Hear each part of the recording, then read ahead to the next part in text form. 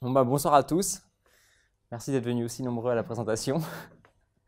Donc aujourd'hui, je vais vous parler des apparences et beaucoup d'apparences chez les arthropodes. Donc les arthropodes qui sont les insectes, les araignées, les mille pattes et tout ce genre de petites bébêtes qu'on peut voir dans la nature. Et plus précisément, je vais expliquer en quoi les apparences, c'est quelque chose qui est lié à un processus de l'évolution qui est la sélection naturelle. Donc on va en parler un peu plus précisément tout à l'heure. Donc voilà, je vais commencer par une petite introduction. Donc tout d'abord, je vous présente ici une planche avec des dessins de quelques arthropodes.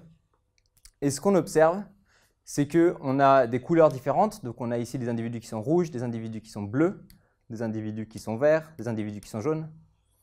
On a des motifs différents. On a des individus qui ont des rayures, on a des individus qui ont des taches, des individus qui ont des couleurs presque uniformes et des motifs plus ou moins complexes. Tout ça pour dire qu'on a une grande diversité d'apparences, notamment chez les arthropodes. Mais alors, on peut se demander pourquoi on a tant de couleurs, pourquoi on a tous ces motifs, à quoi ça peut bien servir et pourquoi ça a été sélectionné.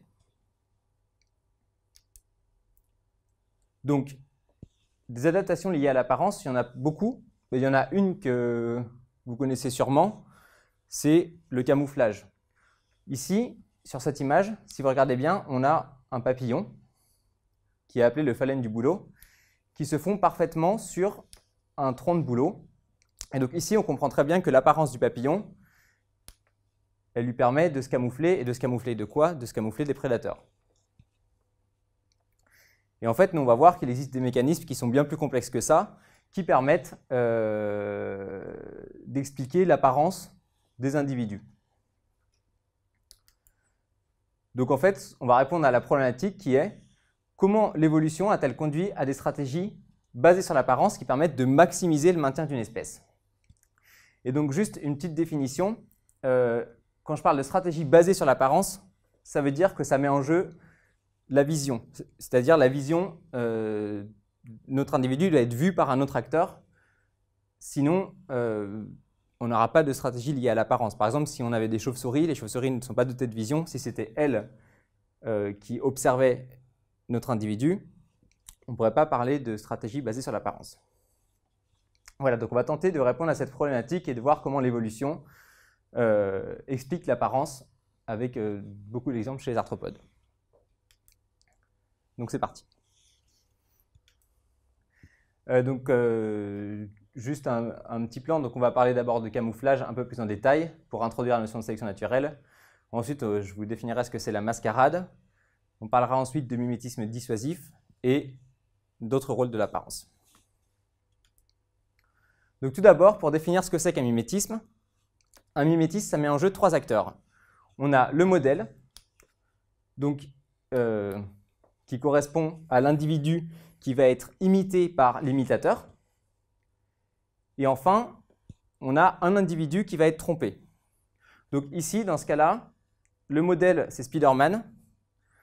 L'imitateur, c'est celui qui imite Spider-Man. En l'occurrence, ici, on a du mal à faire la différence. Et l'individu trompé, c'est nous. Parce que nous, qu'est-ce qu'on voit là? On voit deux Spider-Man. Voilà, donc ça, c'est pour définir un petit peu ce que c'est qu'un mimétisme. Et nous, on va voir en quoi le mimétisme, donc qui est finalement une modification de l'apparence, qui joue sur l'apparence, va pouvoir donner un avantage à l'espèce mime. Donc on y reviendra un peu plus tard, c'est juste j'avais besoin d'introduire cette définition. Donc maintenant, on va introduire la notion de sélection naturelle. Donc tout d'abord, je vais juste faire quelques rappels qui me permettent ensuite d'introduire cette notion.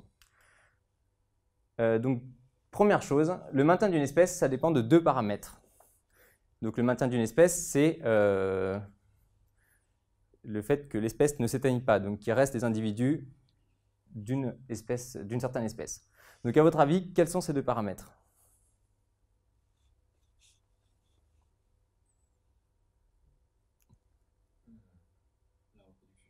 Oui, c'est un des deux paramètres.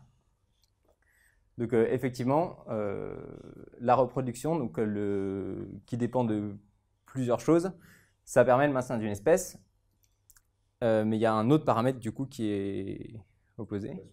Oui. Voilà, donc exactement. Donc pour maintenir une espèce, il faut deux choses. Il faut survivre. Donc survivre, ça veut dire avoir accès à toutes les ressources dont on a besoin, donc de l'eau, des nutriments, de la lumière pour les plantes, et se reproduire. Donc tout l'exposé va être basé sur ces deux paramètres qui permettent le maintien d'une espèce.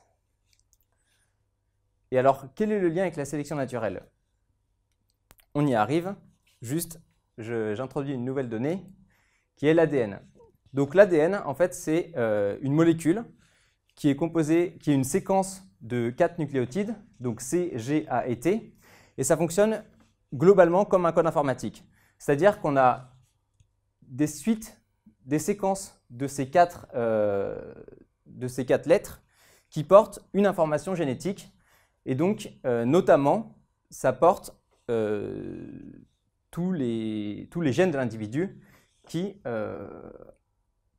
vont définir l'apparence de notre individu. Donc ce qu'on définit comme le génotype, de manière très brutale, c'est l'ensemble de cette information génétique. Donc ici, on voit la succession de lettres A, C, G, T, qui donne lieu à cette information génétique.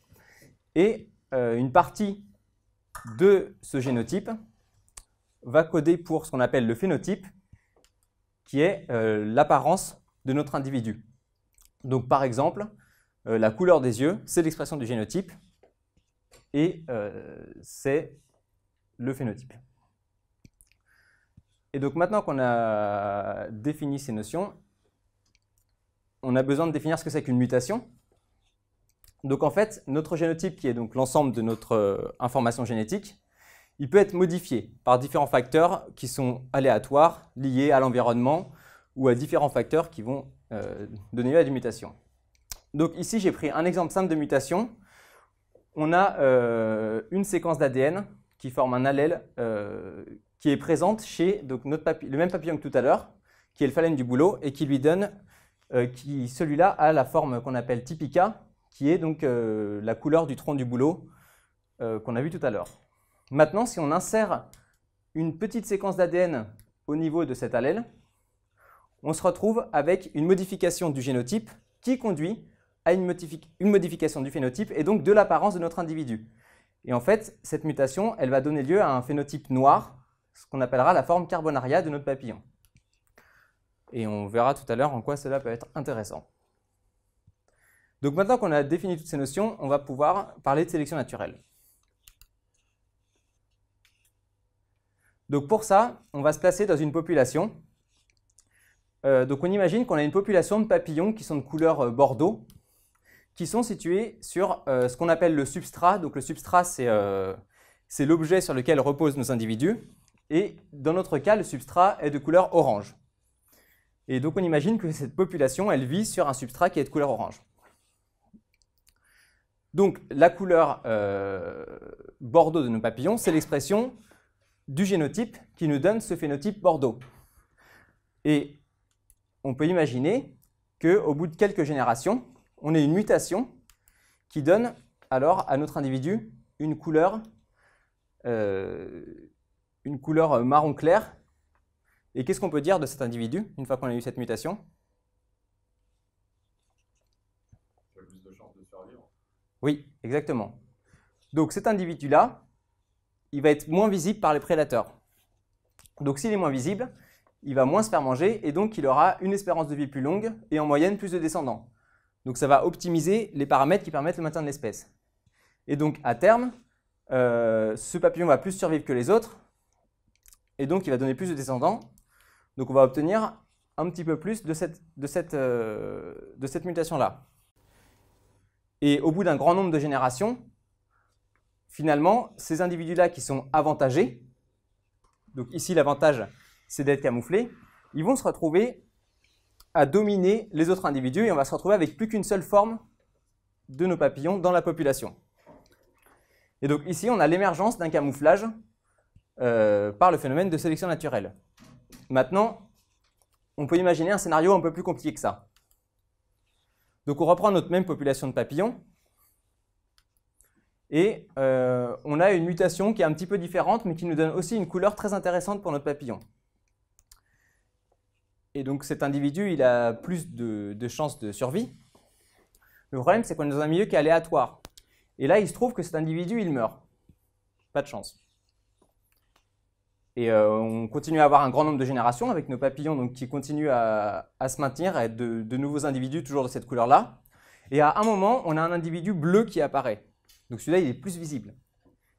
Mais il se trouve que ce papillon-là, il se reproduit mieux. On peut imaginer par exemple qu'il a un autre avantage qui est qu'il se reproduit mieux que les autres, indépendamment du fait qu'il soit moins visible par les prédateurs. On peut imaginer par exemple qu'il donne 2 fois plus de descendants. Et donc on peut imaginer que la sélection naturelle, elle va donc donner un avantage à ce papillon-là par rapport aux autres, puisqu'il donne plus de descendants. Donc petit à petit, on va avoir de plus en plus de papillons bleus. Et à terme, même mécanisme que tout à l'heure, au bout d'un grand nombre de générations, on va fixer cet allèle-là. Donc on va avoir des papillons bleus, ce qui est étonnant parce que ce n'est pas intéressant d'avoir cette couleur-là sur ce fond-là. Mais il se trouve qu'ici, on avait un autre avantage. Maintenant, comme on a un grand nombre de générations, on peut très bien imaginer qu'au bout d'un moment, on ait un des papillons de ces populations-là qui mute et qui prennent une couleur encore marron clair, qui n'est pas la même mutation que tout à l'heure, mais donc c'est une couleur un peu différente, mais ça se mêle bien dans le substrat aussi.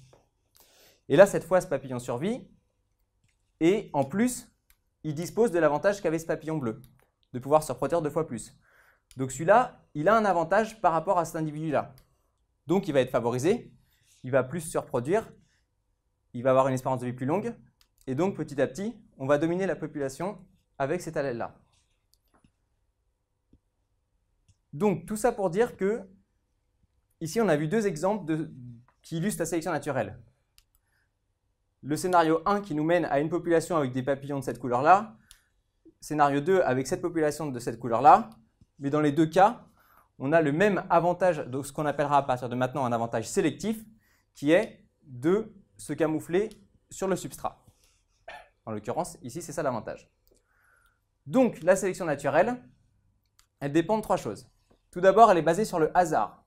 Le hasard, c'est l'environnement dans lequel on est. Le substrat, s'il avait été vert, on aurait peut-être eu des papillons verts. Si on avait un environnement qui a été modifié, on pourrait obtenir d'autres formes de papillons. Les mutations qui sont aléatoires, on a vu que là, dans nos 2 exemples, ce n'est pas la même mutation qui a eu lieu, et on a une couleur qui est un petit peu différente au final. Mais ça, c'est indépendant, donc il faut bien comprendre que c'est basé sur le hasard, mais c'est indépendant du fait que dans les 2 cas, on arrive au même avantage sélectif, qui est le fait d'être camouflé. Et ça, c'est dû au fait qu'on est sur un grand nombre de générations. Et donc, comme on a un grand nombre de générations, on va converger vers ce qui va nous avantager dans le milieu. Donc, en l'occurrence, le fait de se camoufler. Et donc, c'est un processus hasard, mais le grand nombre de générations fait qu'on a une structure dans ce qu'on obtient. Et enfin, bien sûr, pour avoir sélection, il faut qu'on ait un avantage sélectif. S'il n'y a pas d'avantage sélectif, il n'y a pas de sélection. Et donc, par exemple, dans notre cas, si on n'avait pas de prédateurs qui sont dotés de vision, donc par exemple, si on n'avait que des chauves-souris, les papillons qui se voient moins n'auraient aucun avantage par rapport aux autres, et donc on n'aurait pas de sélection de ces papillons-là. Et donc cet avantage sélectif, il se fait par rapport à un acteur tiers, qui peut être l'environnement, ou enfin qui est par rapport aux autres individus, ou par rapport à la pression de sélection, en l'occurrence, le prédateur. Donc maintenant, je vous ai parlé d'un quelque chose d'assez théorique, mais en fait, cette notion de sélection naturelle du camouflage, elle a été démontrée. Et c'est Kettlewell qui a fait ça donc, dans les années 55, je dirais, qui a fait une expérience sur le phalène du bouleau, donc qui est toujours le même papillon que tout à l'heure. Et en fait, ce qui se passe, c'est que on a 2 formes qui coexistent, donc qu'on a vu tout à l'heure. La forme qu'on appelle typica, qui est de couleur blanc tacheté, et la forme carbonaria, qui est noire. Et ces phalènes du bouleau, c'est une espèce qu'on trouve en Angleterre. Et lors de la révolution industrielle, en fait, ce qui s'est passé, c'est que à proximité des centrales à charbon, la production de charbon a déposé de la suie sur les troncs des bouleaux et ça a rendu certaines forêts noires, où les troncs étaient entièrement noirs. Et donc, la forme Carbonaria avait clairement un avantage par rapport à la forme Typica. Et donc, qu'est-ce qu'il a fait? Il a capturé une certaine quantité de papillons blancs et une certaine quantité de papillons noirs. Il les a mis, annotés, enfin, il a mis un signe de reconnaissance chez chacun d'eux. Oui, donc il en a capturé un certain nombre de chaque couleur et il les a marqués et il les a relâchés dans une forêt qui était peu polluée, donc où les troncs étaient toujours de couleur blanche, et dans une forêt où les troncs étaient très pollués, et donc de couleur noire. Et ensuite, il a recapturé les individus dans les deux forêts et il a vu les proportions qu'il arrivait à récupérer de chacune des couleurs. Ce qu'il observe, c'est que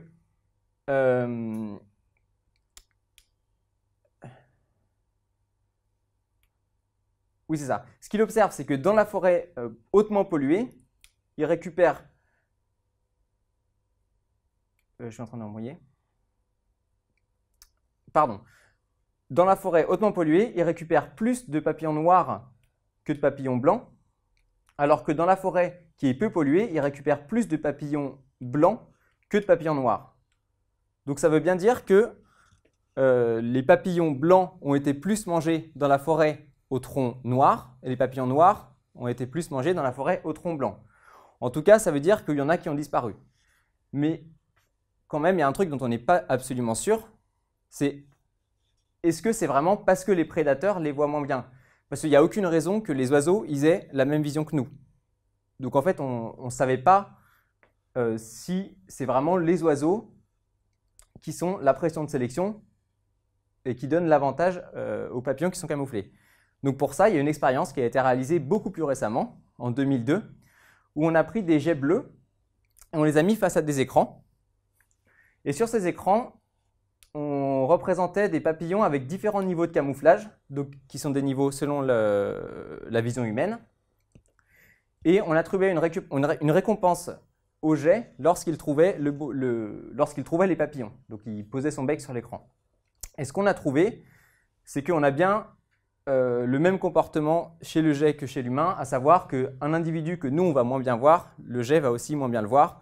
Et donc, ça veut bien dire que l'hypothèse de pression de prédation par les oiseaux est validée. Donc là, on a bien montré qu'on avait une sélection naturelle des individus blancs dans les forêts noires et des individus blancs dans les forêts blanches et des individus noirs dans les forêts noires, et que cette sélection elle était liée à un avantage sélectif qui est de se faire moins voir par les oiseaux. Donc ça, c'est pour le cadre du camouflage. Maintenant, je vais vous montrer quelques exemples de camouflage beaucoup plus complexes que celui qu'on a vu ici. Donc tout d'abord, il y a l'exemple de la sauterelle feuille. Et donc la sauterelle feuille, on a ici un camouflage qui mime parfaitement une feuille, à savoir on a non seulement la couleur, mais on a aussi les rainures de la feuille, on a des mimes de trous qui seraient faits par d'autres insectes. Donc là ici, c'est la version que j'appelle la version été. On a aussi la version automne, où là, donc il y a aussi une sauterelle feuille, et là, on a carrément mimé un croc par une autre bestiole. Et on a la version début d'hiver. Donc là où ça ressemble carrément à une feuille morte déjà bien en voie de décomposition. Donc tout ça pour dire qu'on peut arriver à des camouflages très complexes. Et dans un environnement variable, on a aussi des adaptations, des stratégies de camouflage dans des environnements variables. Donc c'est le cas des hippocampes pygmées. Donc les hippocampes pygmées, ils vivent dans des écosystèmes où en fait la couleur du substrat peut varier. Donc on a des lieux qui sont plutôt jaunes, des lieux qui sont plutôt rouges. Et en fait ce qui va se passer, c'est qu'en fonction de là où naît l'hippocampe pygmée, il va développer des couleurs qui sont similaires aux couleurs qu'on peut observer dans cet environnement-là. Donc on peut avoir aussi des stratégies de camouflage dans un environnement variable. Et même au cours de la vie de l'individu, on a l'exemple du caméléon, où l'individu change de couleur au cours de sa vie en fonction de son substrat. Donc pour faire un bilan de camouflage, donc déjà tout d'abord, c'est bien un mimétisme. si on se rappelle la définition du mimétisme, il nous faut un modèle. Ici, le modèle, c'est le substrat, donc qui peut être le tronc de l'arbre, qui peut être les algues environnantes. L'individu limitateur, c'est l'individu camouflé, et l'individu trompé, c'est le prédateur. On a aussi une apparence qui est expliquée par un processus de sélection naturelle, qui, on l'a dit, est basé sur le hasard par rapport à la couleur du support, aux mutations qui sont aléatoires, et qui est basé sur un avantage sélectif. Donc ici, l'avantage sélectif, c'est d'être moins vu du prédateur. Néanmoins, il y a un problème au camouflage, c'est que ça laisse peu de liberté de mouvement. Parce que les individus, ils vont avoir du mal à voir un individu qui est fixe sur son substrat. En revanche, au-delà de la détection des couleurs, les oiseaux sont aussi aptes à détecter les mouvements. Même si c'est sur la même couleur. Nous aussi, comme on peut voir, on peut avoir quelque chose qui est camouflé. Dès que ça va bouger, on va le repérer tout de suite. Donc, ça laisse peu de liberté de mouvement.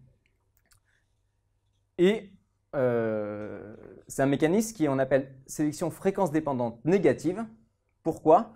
Parce que si on a trop d'individus camouflés, au bout d'un moment, l'oiseau, il va voir des feuilles.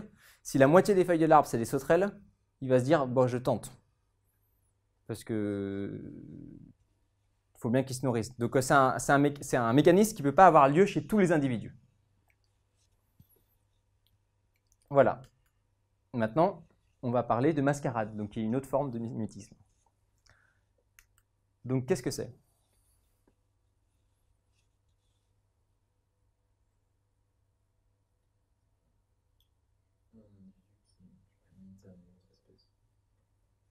Au plus simple. Une crotte, ouais, une fiente d'oiseau. Et en fait, non, c'est une chenille. Donc c'est une chenille qui mime une fiente d'oiseau. Alors, est-ce que c'est la sélection naturelle qui fait ça, qui nous donne cette apparence? Bah oui. Donc c'est le même mécanisme qu'avec le camouflage, sauf que cette fois, l'avantage sélectif, c'est pas d'être camouflé, c'est de ne pas avoir d'intérêt pour le prédateur. C'est-à-dire qu'on a rarement observé des oiseaux manger leurs fientes. Donc évidemment, on va sélectionner des individus qui ressemblent aux fientes des oiseaux, les individus qui ressemblent à des fientes vont moins se faire manger par les oiseaux, et donc on va fixer le caractère « je ressemble à une fiente » dans la population, et tous les individus vont finir par ressembler à des fientes. Donc je vous propose un petit jeu. Il faut dire à chaque fois si c'est une fiente ou une chenille. Oui.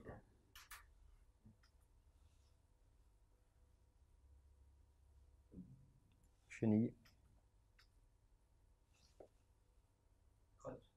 Oui. Oui. C'est trop facile.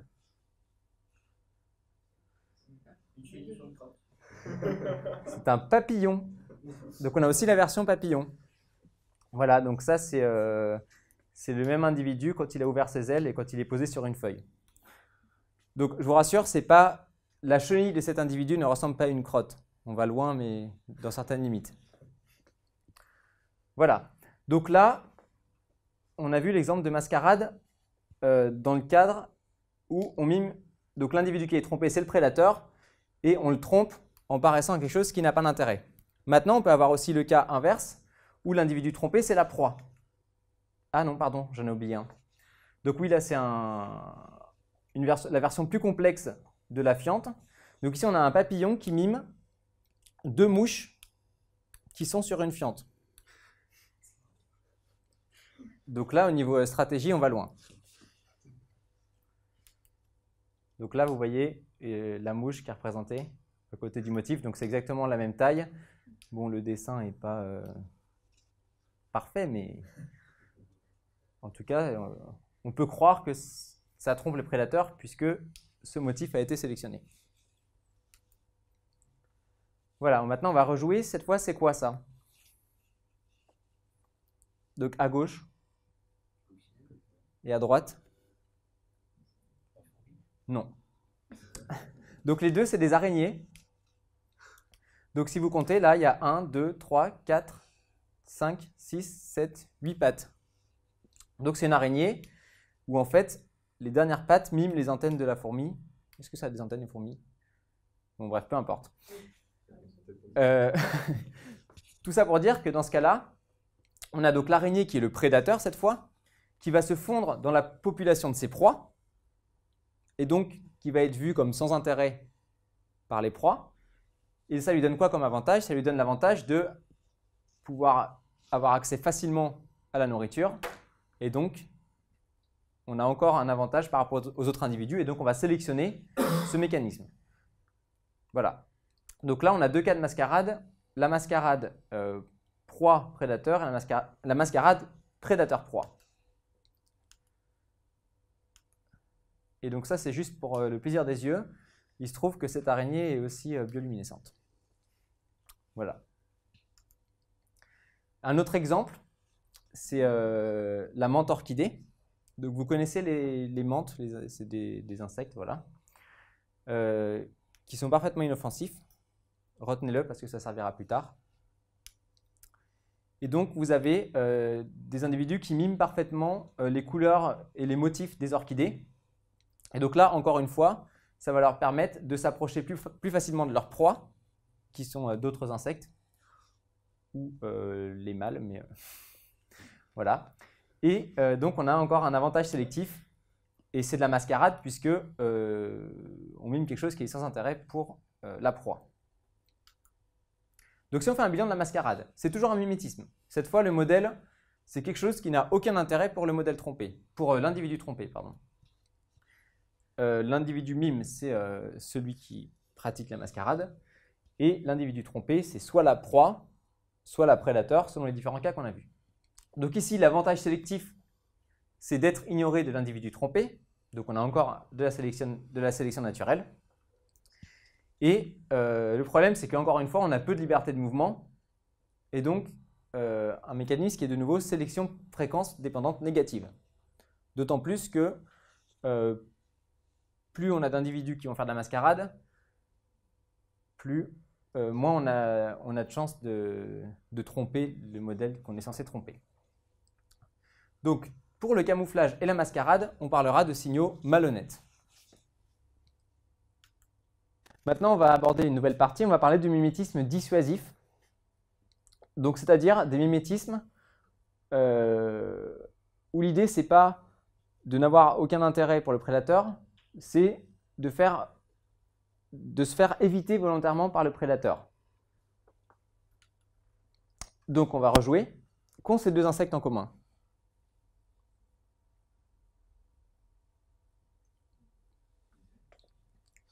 Bon, je vous donne un premier indice. Donc oui, ils ont tous les deux des ailes, c'est vrai. Donc ça, c'est un premier indice.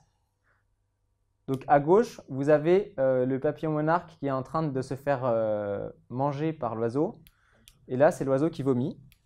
Et à droite, vous avez une guêpe en train de piquer un humain. Donc oui, enfin, donc plus généralement, les deux ont un mécanisme de défense contre la proie. D'accord? Contre le prédateur, pardon. Bien vu. Il y en a qui suivent. Donc ok, on retient, on met de côté. Et deuxième point commun, je vous donne un autre indice. Donc oui, juste, pardon, j'oublie un truc, c'est qu'on peut facilement comprendre que la sélection naturelle peut conduire à des mécanismes de défense contre le prédateur.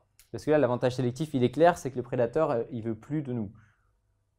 Donc il nous évite, et donc on est avantagé par rapport aux individus qui ne seraient pas donc soit toxiques dans le cas du monarque, soit qui peuvent émettre un venin par piqûre dans le cas de la guêpe. Donc le deuxième point commun.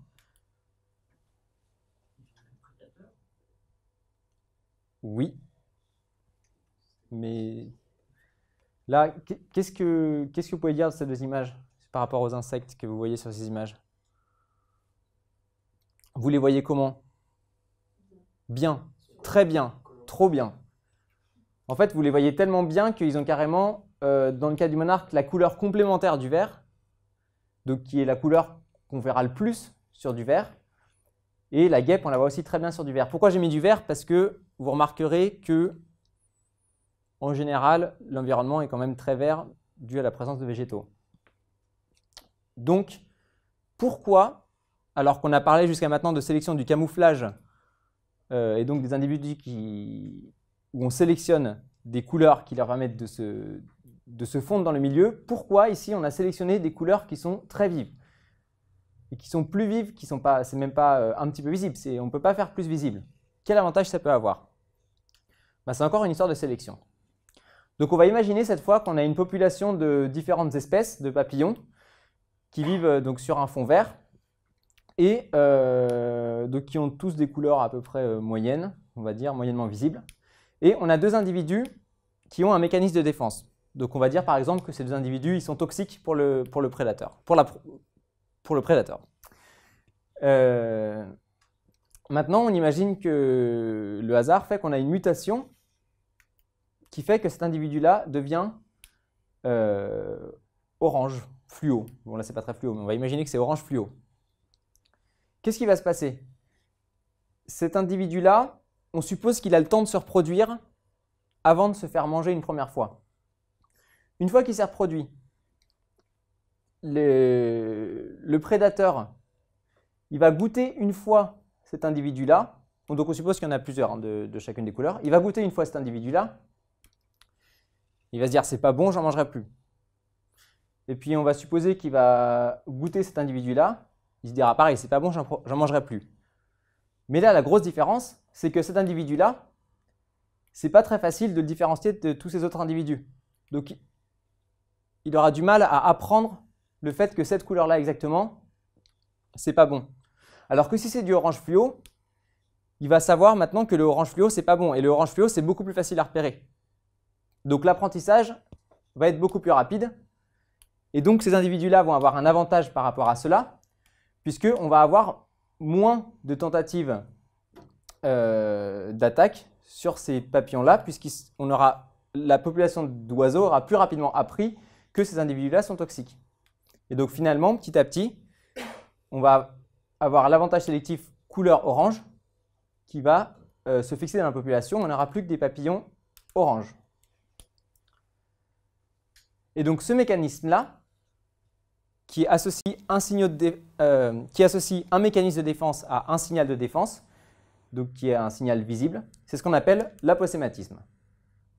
Et des cas d'aposématisme, en fait, on en connaît plein dans la nature. Il y a le cas du serpent corail, ultra dangereux, ultra venimeux, des couleurs très visibles, mortel pour l'homme. Le cas des dendrobates. Les dendrobates, on les a de toutes les versions. On en a des bleus, on en a des rouges, on en a des jaunes, mais toujours très visibles pour l'homme. Mortel pour l'homme. Les coccinelles, bon, moins mortelles pour l'homme. On remarque aussi qu'elles ont des couleurs très visibles et elles sont toxiques en fait pour les prédateurs. Et en fait, dans le cas des coccinelles, ça va plus loin que ça.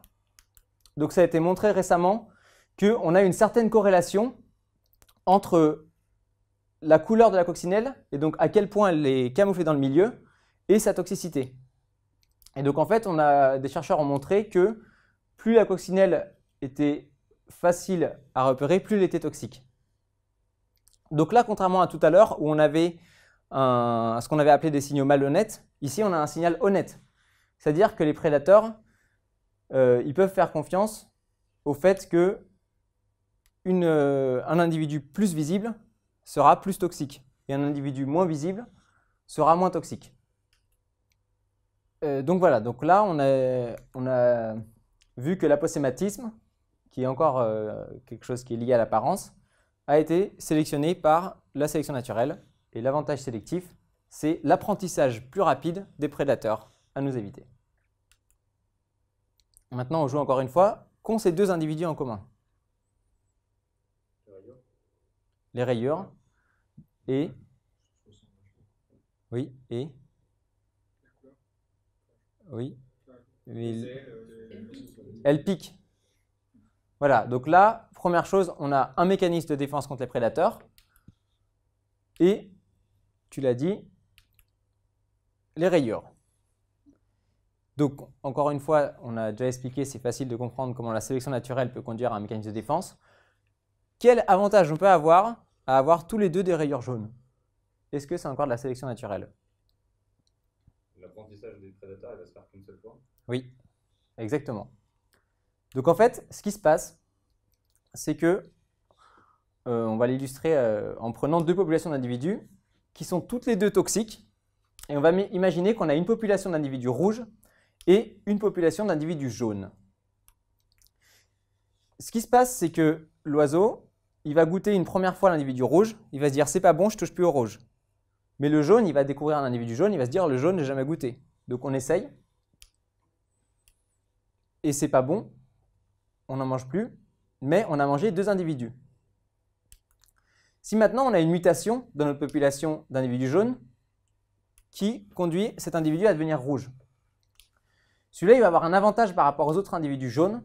Donc dans ce cas-là, on a moins d'individus jaunes que d'individus rouges. Donc il y a beaucoup de chances que l'oiseau ait déjà appris à reconnaître que le rouge c'est pas bon, plus de chances que reconnaître que le jaune c'est pas bon. Et donc il a un avantage sélectif. Si on a un avantage sélectif, la sélection naturelle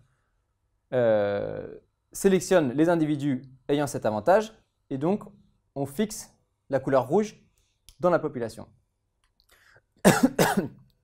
Donc,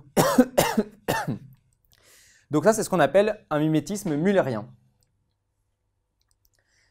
Et des cas de mimétisme müllérien, en fait, on en connaît beaucoup. Donc par exemple, donc ça a été défini par Fritz Müller.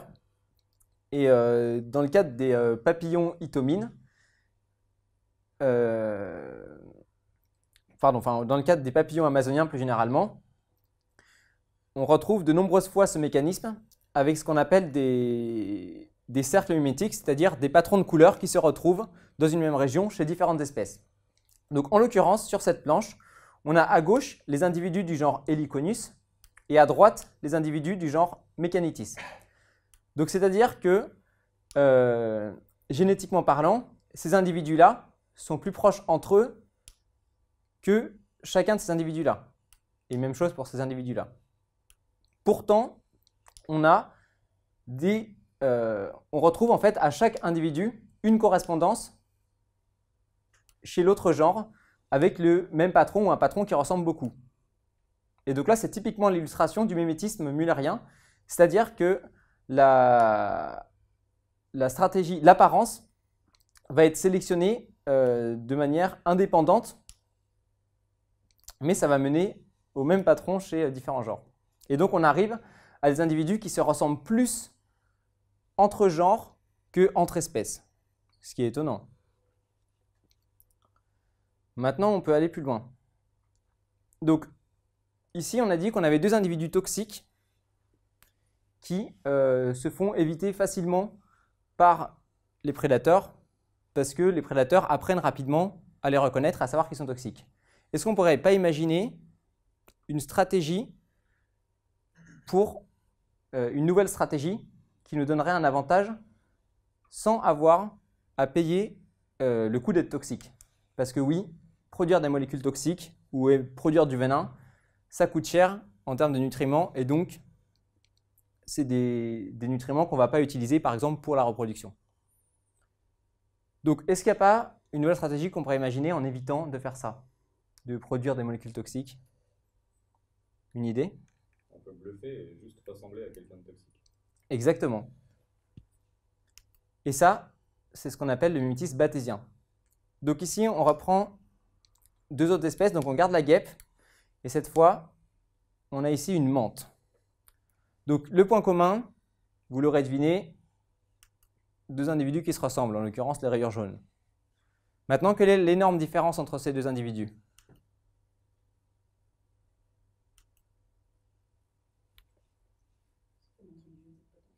Voilà. Moi, j'oserais prendre une menthe religieuse dans ma main, pas une guêpe. Pourquoi? Parce que la menthe religieuse, elle n'a pas de mécanisme de défense contre ses prédateurs. Oui, mais bon, disons moins efficace. Et donc, si on sélectionne une couleur commune ou un motif commun pour ces deux individus, effectivement, l'avantage sélectif ici, ça va être de se faire prendre pour un individu toxique. Donc, notre petit oiseau, il va voir notre menthe, il va se dire « Ah, rayure jaune, j'ai vu ça ». Il va dire « Ah oui, la guêpe, j'ai vomi pendant 3 jours après, non, je ne retente pas ». Et donc, on va avoir un avantage, un double avantage même de cet individu par rapport aux autres, c'est qu'elle ne dépense pas pour produire des signaux toxiques et elle ne se fait pas manger pour autant puisqu'elle mime un individu toxique. C'est ça, c'est ce qu'on appelle le mimétisme batésien. Alors, il y a des exemples encore plus stylés de mimétisme batésien. Donc, mimétisme batésien, ça veut dire on fait croire à notre prédateur qu'on est dangereux pour lui. Ici, vous avez un papillon qui mime une araignée. Donc ici, le faux signal de défense, c'est le fait que ce soit le prédateur lui-même. Et ici, vous avez une mouche qui, sur chacune de ses ailes, a des araignées.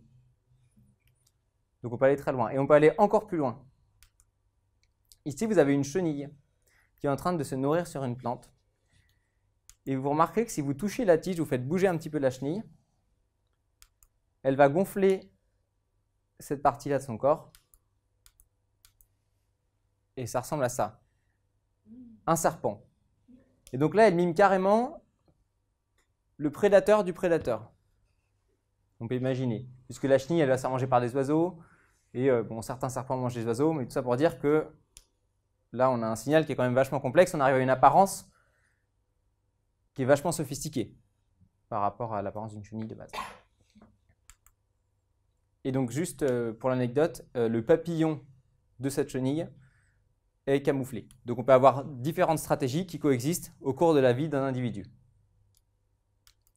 Donc, si on fait un bilan sur les mimétismes dissuasifs, donc on a vu que toxicité plus signal de toxicité, donc couleur vive par exemple, c'est l'aposématisme. L'aposématisme, c'est déjà sélectionné par la sélection naturelle. Enfin, c'est une stratégie qui émerge d'un phénomène de sélection naturelle. Et maintenant, on a 2 autres cas de sélection naturelle qui ont eu lieu, qui sont basés sur l'apprentissage. Il y a le mimétisme mullérien, donc c'est un signal honnête, c'est-à-dire qu'on est aussi toxique, on a un avantage à avoir le même motif que les autres parce qu'on aura un apprentissage plus rapide, et donc avoir le même motif va être sélectionné, on va se retrouver avec des différents individus toxiques qui donnent le même message. Et ça, c'est un mécanisme qui est donc fréquence-dépendance positive, c'est-à-dire que plus on a d'individus qui ont le même motif, plus ça va être un avantage puisque l'apprentissage va être plus rapide de la part des prédateurs. Et deuxième cas, on a le mimétisme batésien, qui est un signal malhonnête. On fait croire qu'on est toxique alors qu'on ne l'est pas. Et ça, c'est fréquence-dépendance négative, c'est-à-dire que s'il y a trop d'individus qui ne sont pas toxiques mais qui miment un individu toxique, au final, on va perdre l'avantage à avoir le même patron de couleur pour les individus toxiques, puisque on aura plus de chances que l'oiseau va avoir plus de chances de tomber sur un individu pas toxique et donc il va y avoir plus de mortalité dans la population. Donc on va limiter en fait la fréquence du mimétisme batésien.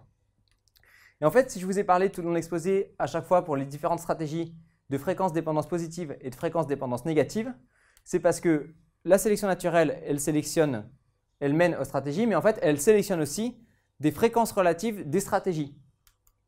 Et c'est ce qu'on retrouve dans les cercles mimétiques. Donc ici, vous avez 6 espèces différentes, et là, 6 autres espèces qui sont dans une même localité en Amazonie. Et pour chacun des patrons de couleurs, on a 5 espèces toxiques et une espèce qui pratique le mimétisme batésien. Et donc là, on voit qu'on a finalement une certaine fréquence de mimétisme mullérien et une certaine fréquence de mimétisme batésien. Et en fait, on cherche un certain équilibre entre ces différentes stratégies. Donc on a une sélection à l'échelle des métapopulations de la fréquence des différentes stratégies. Et dans un environnement très variable. bah, ces mimétismes dissuasifs, on les retrouve. Donc je vais vous montrer l'exemple. Donc cette fois, ce n'est pas des arthropodes, c'est une pieuvre. Et c'est une pieuvre qui est capable de mimer jusqu'à 15 espèces différentes. Donc,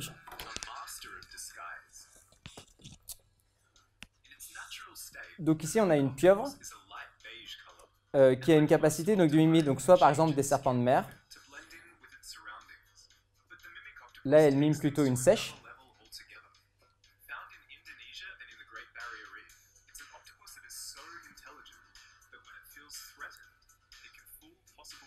Donc ici, elle imite la technique d'attaque du crabe.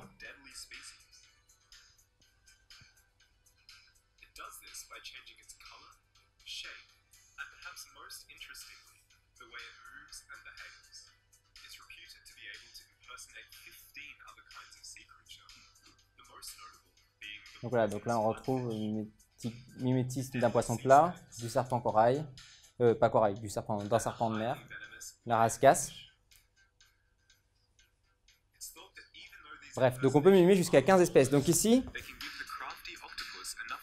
on a un individu qui est capable de mimer... comment je fais? Voilà. Donc on a un individu qui est capable de mimer jusqu'à 15 espèces, et en fait qui est dans un environnement variable, c'est-à-dire que on a des individus qui se déplacent beaucoup dans l'océan, et donc ils seront amenés à croiser plusieurs types de prédateurs ou de concurrents, et donc plus on mime de prédateurs, plus on va tromper un grand nombre de prédateurs, et donc ça nous confère un avantage sélectif encore plus grand. Donc là, jusque-là, tout ce qu'on a vu, c'est un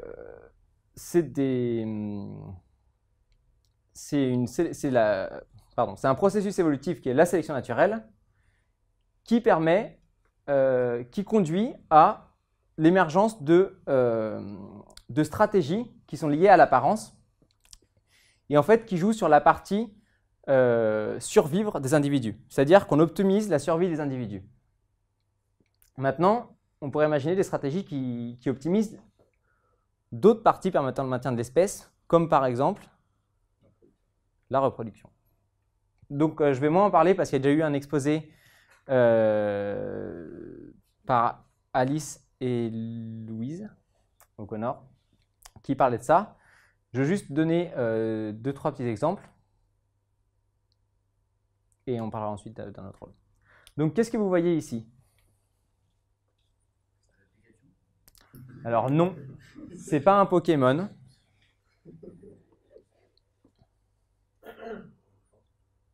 Une plante, oui, c'est une orchidée.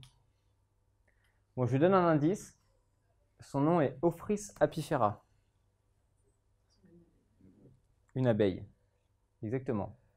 Et donc en fait, ce qui se passe, c'est que le lobe de notre orchidée mime l'abdomen d'une certaine espèce d'abeilles qui sont des abeilles solitaires. Et l'abeille va donc tenter de s'accoupler avec le lobe de l'orchidée. Et donc ça va permettre quoi? Ça va permettre de transporter le pollen d'une orchidée à l'autre et donc de réaliser la pollinisation, ce qui va permettre la reproduction de l'orchidée. Et en fait, ça va encore plus loin que ça, c'est-à-dire qu'en l'occurrence, ce n'est pas une stratégie uniquement basée sur l'apparence, puisque ces orchidées-là émettent aussi des phéromones sexuels de ces abeilles. Et en fait, il y a d'autres exemples de sélection de l'apparence. Il y a ce qu'on appelle la sélection sexuelle. Et les sélections sexuelles liées à l'apparence, ça va être la parade chez certains animaux qui vont en fait faire que les femelles vont plus se reproduire avec des individus qui ont une apparence plus extravagante, plus originale. Et donc l'avantage sélectif ici, ça va être d'attirer l'attention de la femelle chez ces individus. Je dis de la femelle parce que c'est souvent, on observe ça souvent chez le mâle en fait, ces motifs extravagants. Et donc on va petit à petit avoir la sélection naturelle qui va conduire à des motifs de plus en plus extravagants, puisqu'on va à chaque fois sélectionner les individus qui sont un peu plus extravagants que les autres. Et donc ça va progressivement donner lieu à des motifs de plus en plus complexes. Et c'est l'exemple du pan, où le mâle a une roue avec des couleurs bleues et des yeux qui permettent vraiment d'attirer l'attention de la femelle lors de la parade sexuelle et donc de mieux se reproduire et donc de donner plus de descendants, etc. On a aussi l'exemple chez des oiseaux tropicaux. Donc ici, on a le mâle qui fait une sorte de parade avec ses ailes. Bon, je ne sais pas exactement. Ici, vous avez le mâle en fait, et ici, vous avez la femelle devant. Donc le mâle, encore une fois, a une apparence plus complexe. Et il y a l'exemple des morphos, dont ça n'a pas été prouvé, mais il y a des hypothèses comme quoi la couleur bleue chez les morphos, ce ne serait pas de l'aposématisme, mais ce serait pour de la sélection sexuelle. Et une des hypothèses qui justifierait ça, c'est que les morphos mâles ont une plus grande surface colorée en bleu que les morphos femelles. Voilà, donc ça c'est une des hypothèses. Et j'ai une petite vidéo pareil pour vous illustrer un exemple de parade sexuelle chez les insectes. Donc cette fois c'est des araignées.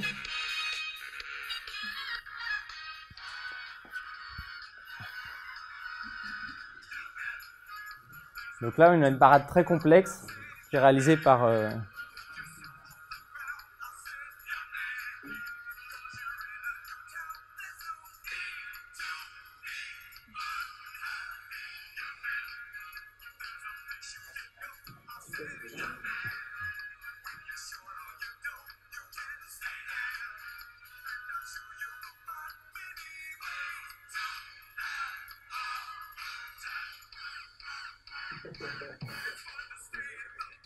bon, voilà, on va pas faire durer plus longtemps.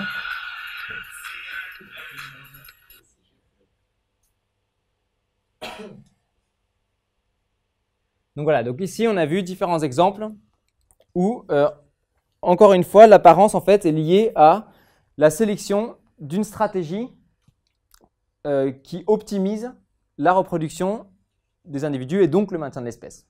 Donc c'est encore un processus de sélection naturelle. Maintenant, il y a un troisième cas dont je voulais parler qui est plus particulier, c'est ce qu'on appelle la sélection artificielle, qui est donc une sélection qui est dirigée par l'homme. Donc qu'est-ce que ça veut dire? En fait, c'est exactement le même principe que la sélection naturelle, sauf que l'avantage sélectif ici il va être lié à l'homme.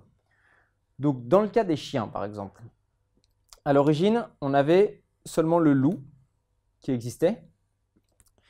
Et en fait, l'homme a sélectionné les chiens en fonction de différents caractères qui étaient donc esthétiques, c'est-à-dire que l'avantage sélectif des individus ici, ça va être de plaire à l'homme. Et quand un individu nous plaît, on va, donc ça va être soit par exemple qu'on va le récupérer, ou on va plus s'occuper de lui, ou alors on va le reproduire avec des individus qui nous plaisent. Donc tout ça pour dire que les individus qui plaisent à l'homme vont avoir un avantage sélectif par rapport aux autres. Et c'est comme ça qu'on va conduire petit à petit à une variété de phénotypes aussi grande qu'on a pu observer chez les chiens, qui est une sélection qui est purement dirigée par l'homme. Et pourquoi je vous parle de cet exemple-là en particulier? C'est pour dire que on peut arriver à des modifications énormes du phénotype par rapport à l'apparence en peu de temps, puisque là, entre ça et ça, on a 15 000 ans. Donc tout ça pour dire que on peut très bien imaginer du coup qu'en quelques millions d'années, on arrive à une chenille qui ressemble à un serpent. Un autre exemple, c'est celui des roses. Donc en fait, à l'état sauvage, toutes les roses descendent d'une centaine d'espèces, et ces 100 espèces, elles ont toutes 5 pétales. Et qu'est-ce qui s'est passé cette fois-là? C'est que l'aspect esthétique, c'était d'avoir plus de pétales. Donc l'avantage sélectif des individus qui avaient plus de pétales, c'était de plaire à l'homme. Et donc on a petit à petit eu une sélection des individus qui avaient plus de pétales. Et donc c'est comme ça qu'on est arrivé à des individus aujourd'hui qui ont autant de pétales que les roses en ont. Et donc en fait ça c'est encore une fois purement un processus de sélection artificielle qui pareil s'est réalisé en quelques milliers d'années. Donc, ce qu'il faut retenir de cet exposé, tout d'abord, c'est qu'on a la sélection d'une certaine apparence, elle se fait en lien avec un avantage sélectif. S'il n'y a pas d'avantage sélectif, on n'a pas de sélection. On a vu que l'avantage sélectif, ça pouvait être survivre, ça pouvait être mieux se reproduire, ça pouvait être plaire à l'homme. Bref, dans tous les cas, en tout cas, il faut qu'il y ait un avantage sélectif. On a vu que la sélection était basée sur le hasard. Les mutations, elles sont aléatoires. L'environnement, il est variable. Donc, on a plein de paramètres aléatoires qui conduisent aux mutations, etc. Mais on arrive quand même à quelque chose de structuré, parce qu'on a un grand nombre de générations. Donc on va arriver à sélectionner des stratégies qui donnent, on va arriver à sélectionner plusieurs fois la même stratégie. Par exemple, on a vu qu'il y avait beaucoup de fois des espèces différentes qui mimaient une fiente, parce que cette stratégie donne un avantage. Donc même si c'est quelque chose d'aléatoire, on va converger vers les mêmes stratégies. On a vu qu'on avait une coexistence des stratégies, donc c'est-à-dire qu'on avait de la sélection. On avait vu avec les cercles magnétiques qu'on a la sélection des fréquences de ces stratégies avec une coexistence de signaux honnêtes et de signaux malhonnêtes. Et que cette sélection, elle est basée sur l'apprentissage des prédateurs. C'est-à-dire que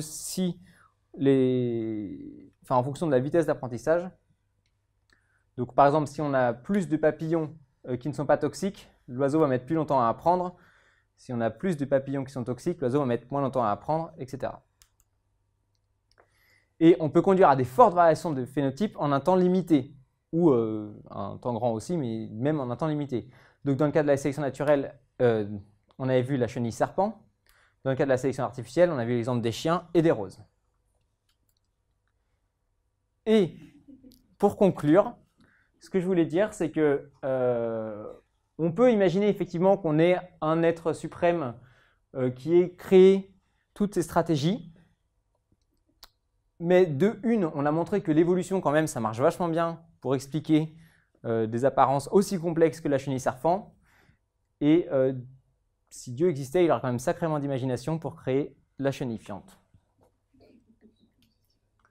Merci de votre attention. Et donc, je tenais à remercier pour la participation, contribution importante, Marianne Elias, qui m'a aidé à élaborer l'exposé et m'a fourni certaines illustrations. Et je tiens aussi à remercier les organisateurs du séminaire pour tous.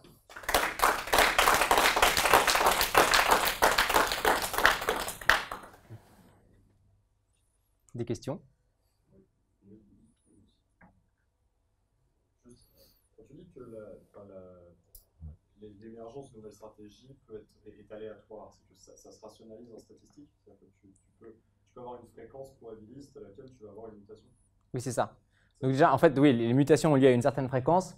Et par exemple, dans le schéma de sélection naturelle que je vous ai montré au début avec les papillons sur fond orange, en fait, on peut imaginer des mutations, on en a plein d'autres, et on peut avoir beaucoup de mutations qui donnent lieu à des phénotypes différents, qui disparaissent tant qu'il n'y a pas d'avantage sélectif, jusqu'à ce qu'on ait une mutation qui donne la bonne chose, qui sera apparue par hasard. Donc oui, effectivement, on a beaucoup plus. C'est pas on a une mutation qui va dans le bon sens. Des mutations, on en a plein, et on sélectionne justement les mutations qui donnent un avantage sélectif.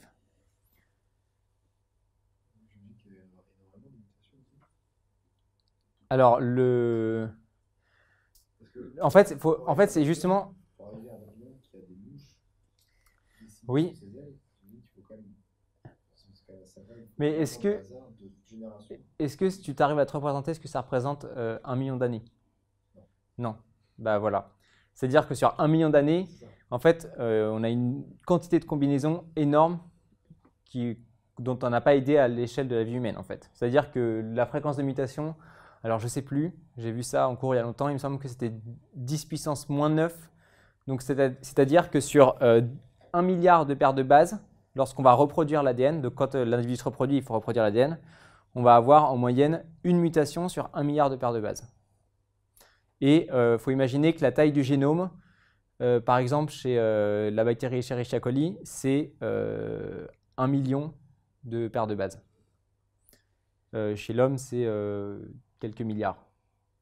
Mais donc, c'est-à-dire qu'on a une fréquence de mutation qui a l'air faible, mais au final, comme on a un grand nombre de générations, on arrive à faire évoluer suffisamment rapidement les individus. Et d'ailleurs, la fréquence de mutation, c'est aussi soumis à la sélection naturelle, parce que si on a des individus qui mutent trop vite, en fait, on a beaucoup de mutations qui peuvent être létales, et donc ça va conduire à l'extinction de la population. Et si on a des individus qui mutent trop lentement, ils ne pourront pas s'adapter aux variations de l'environnement et en fait aux variations des autres espèces.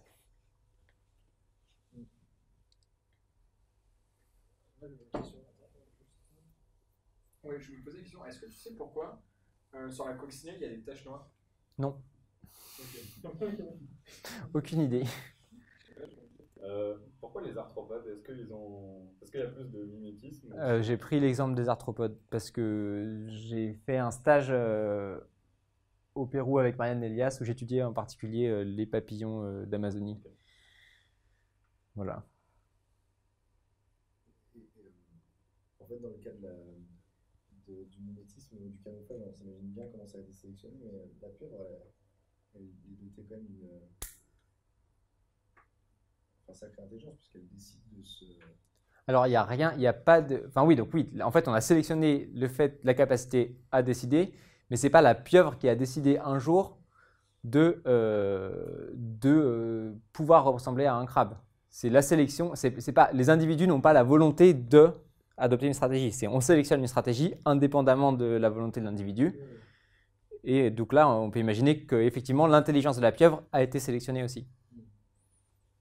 C'est valable pour nous aussi, ou pas? Oui. Enfin, on peut imaginer que oui. On n'a pas de preuves, mais la théorie voudrait que oui. Oui. Sur la rose à la fin, Oui. est-ce que c'est toujours la même espèce? Non, il y a 100, enfin, donc les roses actuelles, je ne sais pas comment on définit les espèces, mais en tout cas, ça part de 100 espèces différentes, mais qui ont toutes 5 pétales. Toutes les roses, elles descendent de 100 espèces. Oui. Mais qui avaient toutes 5 pétales. C'était surtout le nombre de pétales qui m'importait là. Mais J'ai trouvé ça sur un site qui est l'Agence française des roses ou un truc du style, donc j'ai pas trouvé beaucoup plus d'informations. mais par exemple pour le chien. Le chien, c'est pas la même espèce que nous. Si. C'est exactement Si. la même. Pour le coup, les chiens, il n'y a qu'une seule espèce. Très bien. Donc, Contrairement aux roses, là, on n'a qu'une seule espèce et c'est Lupus canus, Canis lupus, un truc du genre, oui. Ok. Et donc le chien peut encore se manger avec nous. Alors, génétiquement, oui. Physiquement, non. Ça a été prouvé. Enfin, il y a eu des recherches là-dessus. Parce que physiquement, on peut faire reproduire un caniche et un doberman. Ça donne pas des résultats très jolis, mais ça marche. Oui, mais il y a des extrêmes qui marchent pas. Enfin, il y a des extrêmes où physiquement c'est pas possible, soit parce que l'un des deux chiens ne peut pas porter. Enfin, bref, on a des limites physiques. Qu'est-ce qui fait concrètement que deux individus peuvent se reproduire entre eux ou pas, juste génétiquement? Alors génétiquement, on a au niveau donc bon, si on prend l'exemple de l'homme avec les spermatozoïdes et les ovules, on a déjà des sortes de codes d'entrée du spermatozoïde dans l'ovule, c'est-à-dire qu'on a une reconnaissance de signaux, en fait.